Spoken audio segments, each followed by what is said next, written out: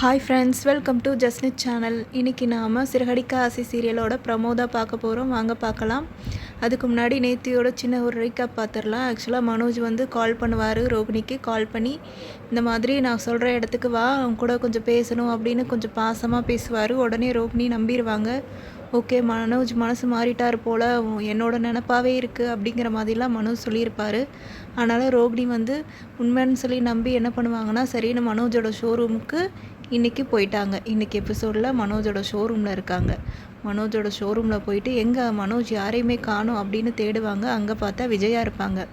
விஜயா என்ன சொல்லுவாங்கன்னா, உனக்கு எவ்வளோ ஒரு தைரியம் இருந்தால் என்னைய நீ ஏமாற்றிருப்ப, மூட நம்பிக்கையோட இதுன்னு நினச்சி என்னைய எப்படிலாம் நீ ஏமாற்றிருக்க, நான் வந்து எல்லாத்தையும் நம்புகிறேன்னு சொல்லிட்டு என்னோடய ஹஸ்பண்டை நீ கொல்ல பார்த்துருக்க, உனக்கு எவ்வளோ பெரிய திமிரு அப்படி இப்படின்னு சொல்லுவாங்க. அப்போ ரோகிணி சொல்லுவாங்க, அத்தை நான் ஒன்றுமே பண்ணலை, கண்டிப்பாக நான் ஒன்றுமே பண்ணலை ஆண்டி அப்படின்னு சொல்லுவாங்க.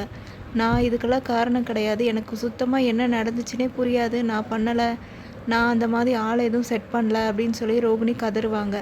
ஆனால் விஜயா விடவே மாட்டாங்க, நீ தான் செஞ்சுருப்பேன்னு சொல்லி என்ன பண்ணுவாங்க அப்படின்னா, சந்தோஷ் அங்கேருந்து வருவார். அப்போ கூட வந்து அந்த சாட்டையால் அடிக்கிறவரும் வருவார். அவரை கூட்டிகிட்டு வந்திருக்காங்க, காசு கொடுத்து கூட்டிகிட்டு வந்து இந்த ரோகிணியை இப்போ போட்டு நல்லா சாத்த போகிறாங்க. நல்லா அடின்னு அடிப்பாங்க. இது மனோஜுக்கும் உடந்து தான், மனோஜும் சேர்ந்து தான் இதை பண்ணுறாரு.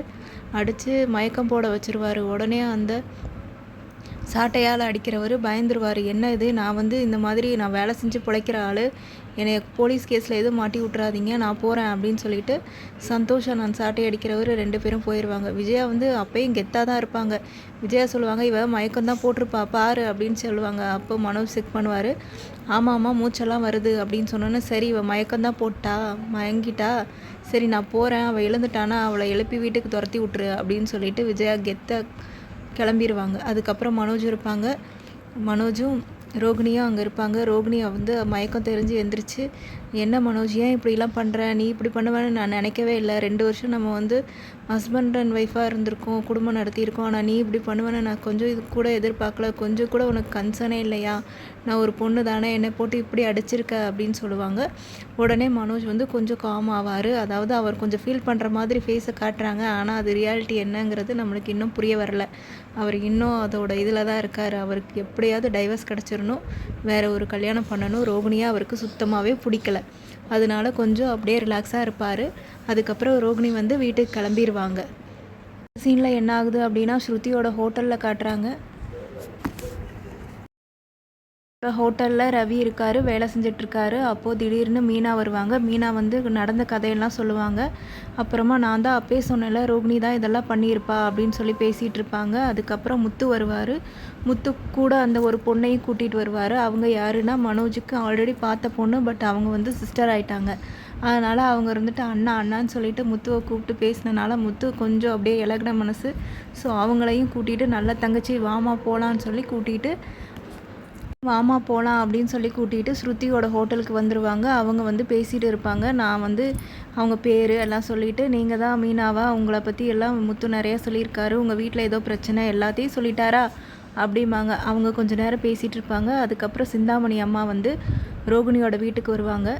சிந்தாமணி அம்மா வந்து சொல்லுவாங்க, இந்த மாதிரி என்னாச்சு அப்படின்னு கேட்கும்போது, ரொம்ப அடிச்சிட்டாங்க ஆண்டி, இதெல்லாம் நீங்கள் தானே செஞ்சீங்க, அப்புறம் ஏன் அந்த அம்மா என்னோட பேரை சொன்னா அப்படின்னு சொல்லி ரோகிணி கேட்பாங்க. அதுக்கு சிந்தாமணி சொல்லுவாங்க, ஆமாம் நான் தான் சொன்னேன் அப்படின்னு சொல்லி உண்மையை ஒத்துக்குவோம் அந்த அம்மா.